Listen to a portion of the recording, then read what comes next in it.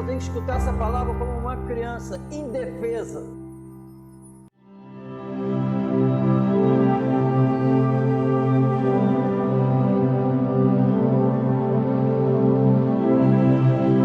Assim, entrando num dos barcos, que era o de Simão, pediu-lhe que afastasse um pouco da terra e, assentando-se, ensinava do barco a multidão.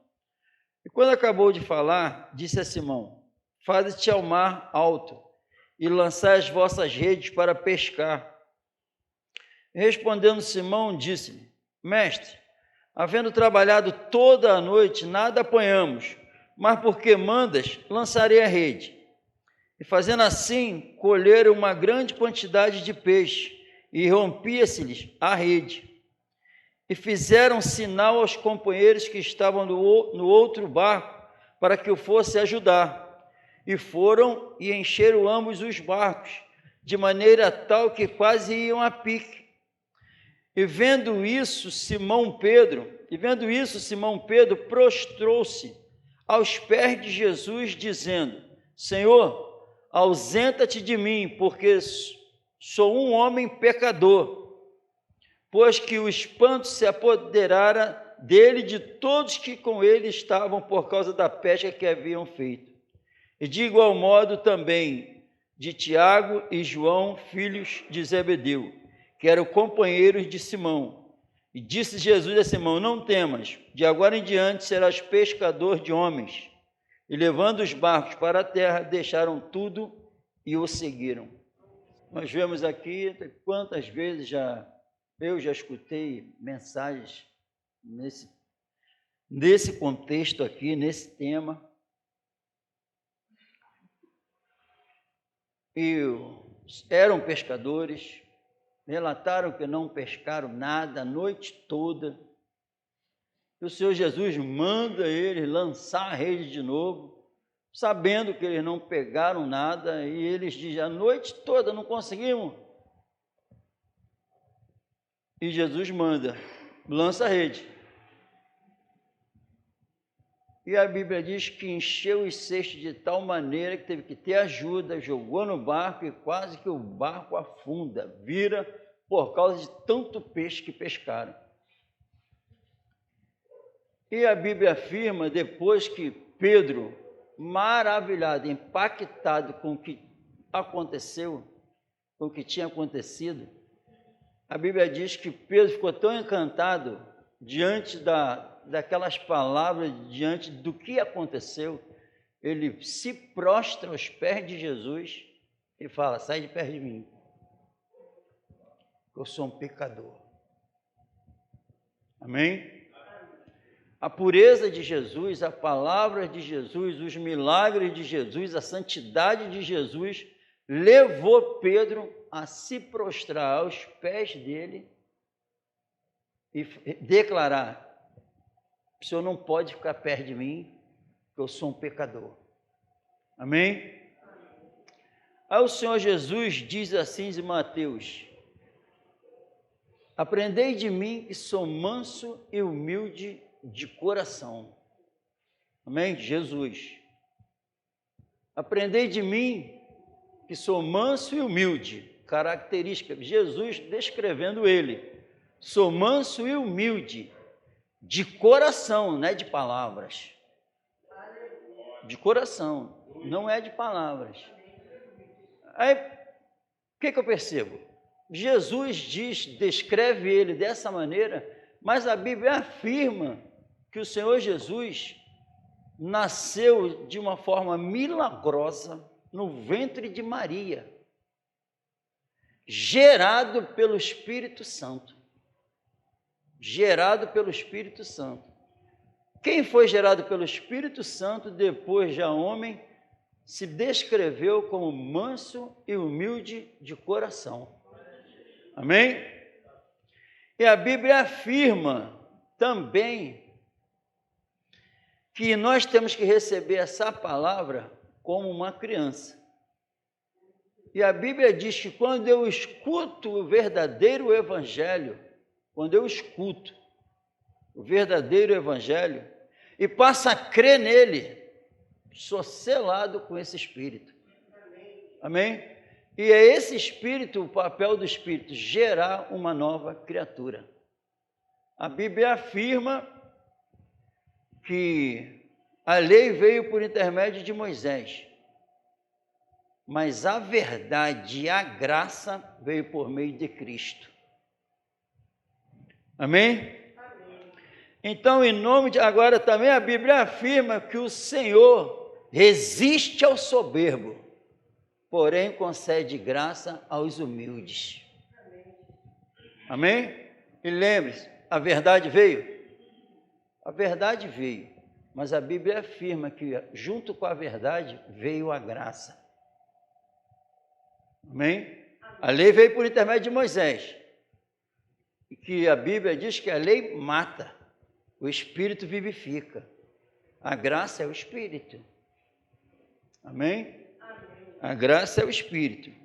Então, Deus vai se opor sempre, segundo a Bíblia, ao orgulho. Não adianta. Diante da pureza da palavra do Senhor Jesus, a reação correta é se prostrar. Ver a nossa indignidade. Os fariseus não aceitaram isso. Eles, a seita dos fariseus, eles se achavam tão santos que eles ignoraram Jesus. Eles defendiam tudo quanto a lei, mas a misericórdia, o amor, a bondade, ignoravam. E eles se achavam tão santos que quando Jesus estava lá com Pilatos, naquela situação, eles nem entraram no templo para não nos contaminar.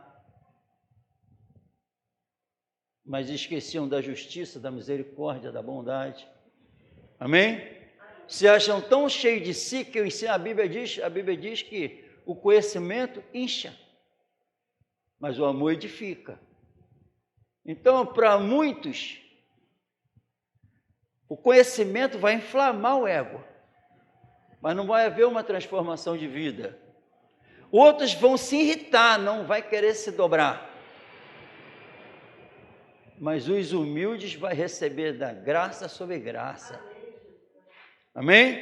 Segundo a Bíblia. Então, quando a graça não penetra em nossos corações, a culpa não é de Deus. E nem há outro culpado, seja lá o que for, é você. É você que não se dobra aos pés do grande mestre.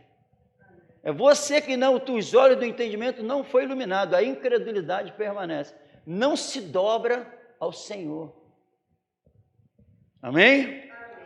Porque a Bíblia diz que ele só resiste aos soberbos, mas a graça dele é concedida aos humildes. Ele afirmou isso, amém? Amém ou não amém? Amém. E ele faz a obra com um propósito, a verdade vem.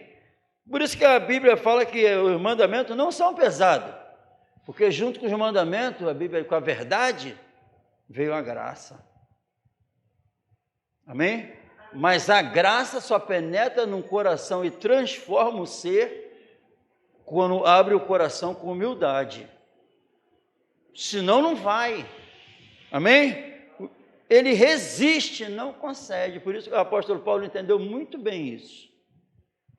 Essa é uma palavra fiel e digna de toda aceitação, que Cristo Jesus veio ao mundo para salvar os pecadores, o qual eu sou o principal. Esse homem foi cheio da graça de Deus, porque ele entendeu o que aconteceu na cruz, ele entendeu o que era a mensagem do Senhor. Amém? Nós somos pó e precisamos. A Bíblia fala que tudo que foi revelado lá atrás foi para nós, tudo aconteceu por causa de amor a nós, a todos nós. Então a graça, a verdade está aí, a verdade, a Bíblia diz que o Espírito ia revelar toda a verdade, e ia nos guiar em toda a verdade, é o Espírito da verdade. Pô, então a graça, vai vir a verdade, inevitável não vir a verdade, mas junto com a verdade vem aquele que sustenta, vem aquele que capacita, vem aquele que mantém de pé, o Espírito. Mas a Bíblia diz que eu só recebo o Espírito se tiver com o coração contrito e quebrantado, declarando assim: sou pecador, Não consigo. Já fez de tudo para mudar. Não dá. Mas por causa da tua palavra eu vou fazer. Por causa da palavra. É a palavra, irmão.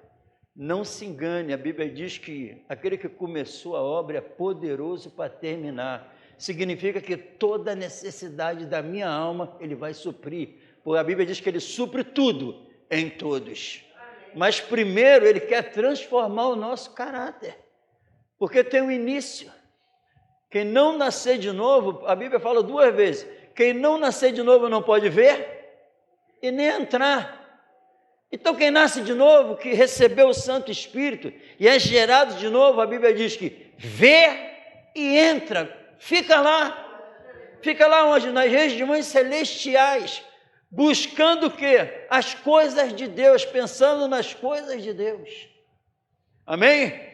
Então, qual é o propósito? Santificação. Viver a paz com toda a santificação, sem a qual ninguém verá o Senhor. O que é santidade? Santidade é o estado em que eu me encontro vivendo a santificação, sem a qual ninguém verá o Senhor. Andar em santidade. Sejam santos, porque eu sou. Imagine alguém ser santo como Deus. Claro que isso é um absurdo. Mas sob a tua palavra dá. Porque ao homem impossível, para Deus tudo possível. E a pessoa, uma ordem dessa, sejam santos, porque eu sou santo. Como eu vou revelar isso? Vou revelar toda a minha verdade, vou te guiar em toda a verdade. Como? Tu não pode, mas com a presença do Espírito, posso. Graça é isso. A graça não é para mim falar depois, uma vez salvo, salvo para sempre, porque é pela graça. Claro que não é isso. A graça é um poder transformador na alma, para sarar a alma, para dar novidade de vida. A graça é o poder de Deus em nós, para te livrar de todo o mal na nossa alma. Isso é, por suas pisaduras, fomos sarados. Isso é sarado. Isso é sarado. Aí qual é o resultado disso? Sendo transformada a imagem do Senhor de glória em glória. Ninguém é salvo e tu nem sente acontecer isso. Não existe, tô santo. Não, tu vives a santidade. Normal, porque é uma nova vida que entrou. Mas primeiro eu não posso resistir ao Espírito. Eu tenho que confessar a minha necessidade. Pedro declarou, Jesus não mandou Pedro fazer aquilo ali. Jesus não mandou Pedro fazer aquilo ali. Mas diante de Jesus, é uma ação normal se dobrar. Não pediu. Não pediu, não. Acontece diante dessa pureza dessa palavra. É algo que não tem nessa terra. É um padrão, no padrão terreno ninguém vive. No padrão terreno ninguém vive o que é exigido. Imagine nesse padrão aqui. Não mais eu, mas ele me governar. Quem? Alguém que eu não vejo, mas creio. Como pode se sujeitar alguém que não vê? Tinha que algo sobrenatural entrar em cena para fazer eu me dobrar ao que eu não vejo. Invisível, mas real. Mas primeiro eu tenho que me dobrar para essa graça reinar na nossa vida. Eu tenho que ir para a cruz. Só dá para sair do túmulo se ir para a cruz. Ninguém vai ser salvo só por ter obtido perdão. O perdão é na cruz. Mas eu vou ter que revelar que fui perdoado mesmo, saindo do túmulo. Andando em novidade de vida, guiados pelo Santo Espírito. Amém? Essa é uma palavra fiel e digna de toda aceitação. Pelo fruto conhecereis a árvore. Amém? Pelo fruto. Pelo fruto significa o quê? O que o Espírito produz em nós? O que o Espírito gera em nós? gera Jesus, gera bondade, gera misericórdia, gera poder, gera a nova vida, paz. O Espírito penetra e de um coração atormentado, sabe o que é estabelecido? Inquieto, atormentado, é estabelecida a paz. Um coração sem paz, é estabelecida a alegria, mansidão. E com isso eu vou vendo se alguém nasceu de novo ou não. De hoje em diante, não enxergamos mais ninguém segundo a carne. Por mais que tenha conhecido Jesus segundo a carne, agora não. Sabe o que significa isso? Essa profundidade dessa palavra. Profundidade, que isso é as profundezas do Espírito. Mestre, tua mãe e teus irmãos estão te chamando lá fora. Minha mãe, meus irmãos, minhas irmãs são todos aqueles que fazem a vontade do meu Pai que está no céu. Viu como é que muda? Não enxergo mais segundo a carne. Se eu amar mais a minha família, minha esposa, meu filho, minha filha, mais do que a mim, mais do que Jesus, esquece. Essa é a profundidade do Evangelho. Mas quando eu abro o coração e no momento desse, não dá para mim diante dele, uma cobrança dessa, uma palavra dessa, é normal e é o que ele exige. Se derramar aos pés dele e falar assim: sou pecador, me ajuda. Estou indo para o inferno, me salva. Estou morrendo, me puxa. Só assim. E lembre-se, tu não viu? Não viu, mas creu. É alguém invisível, não é? Mas eu vou afirmar para vocês, esse alguém está aqui dentro de mim, falando com a gente. Então, esse mesmo Jesus, com as palavras puras, lança. Como? Já fez de tudo, tentei, nada. Mas através da tua palavra me prostro. Acontece. Graça é a manifestação da glória do eterno na nossa alma. É uma nova vida. Isso é graça. Essa brigalhada aí de inventando um negócio de graça é tudo a carne do inferno falando mentira. A graça é um poder transformador na alma, que gerou uma nova criatura e cresce cada vez mais de glória em glória a imagem do Senhor. Eu não posso ser hipócrita, falar que eu sou aquilo que eu não sou. Eu sou um ator. Não existe isso. Salvo, vive a salvação. Eu não sou salvo porque ele morreu na cruz por mim, só isso não. Eu vivo a salvação. E eu tenho que provar isso com a nossa vida. Já não vivo mais eu, Cristo vive em mim. Como pode revelar? Vai revelar. Quem crê que Jesus ressuscitou do túmulo, vai ter que revelar com sua vida que ele está vivo mesmo. Não falando de boca que ele saiu do túmulo, mas revelando a vida que ele conquistou lá. Essa é a realidade. Estão querendo só confusão, e a nova vida escondida. Só que para Jesus não, continua valendo. Quem tem o Filho tem a vida. Quem não tem o Filho não tem a vida. E essa vida é manifestada com a presença da terceira pessoa da Trindade. Se ele não tivesse sido enviado seria impossível viver. Só que a graça de Deus é manifestada com a presença do Espírito na nossa alma.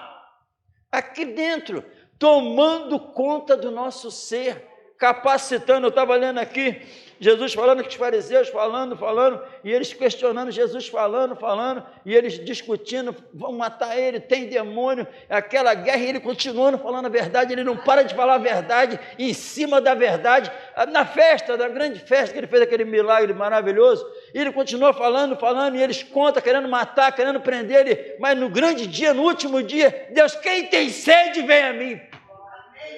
Não parou. Ele não parou. querendo calar ele, ele não parou. E falou para todos escutar no último dia: quem tem sede que vem a mim. E ele continua falando e não para.